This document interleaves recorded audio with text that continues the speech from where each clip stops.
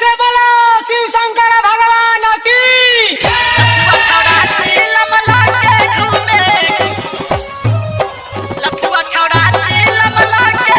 DJ good Madhubani, DJ good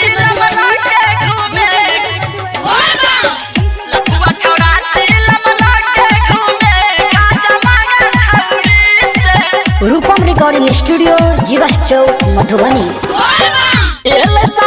सब जाइया बोल बम देखू चारू ओरी से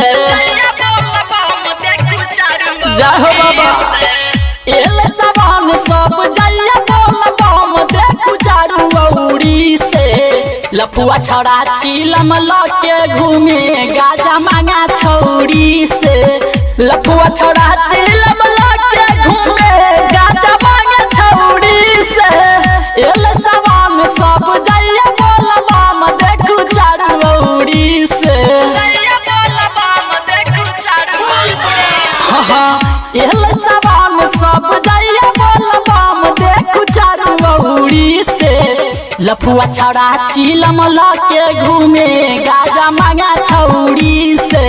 लफुआ छड़ा चिलम लके घूमे गाजा मांगा छौरी से DJ good Madhubani, DJ good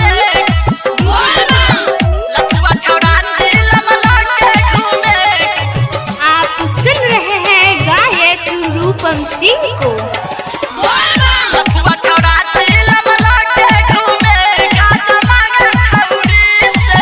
बाइल का डीजे पिकअप गाड़ी पर जल चढ़ावा जाय छै बाबा दुआरी पर जल चढ़ावा जाय छै बाबा दुआरी हां बाइल का डीजे पिकअप गाड़ी पर जल चढ़ावा जाय छै बाबा दुआरी पर भोला जी के नाम लग जाय छै बाबा धाम माथा सजतै मौरी से भोला जी के नाम लग जाय छै बाबा धाम सजतै माथा मौरी से लफुआ छड़ा चिलम लके घूमे गाजा मांगा छौरी से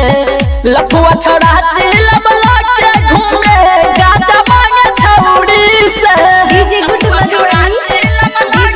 गुड डीजे गुड लफुआ छड़ा चिलम लके घूमे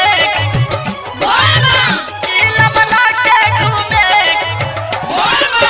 लफुआ छड़ा चिलम लके घूमे गाजा मांगा छौरी हां चढ़ादा जे कोई गंगा जी के पानी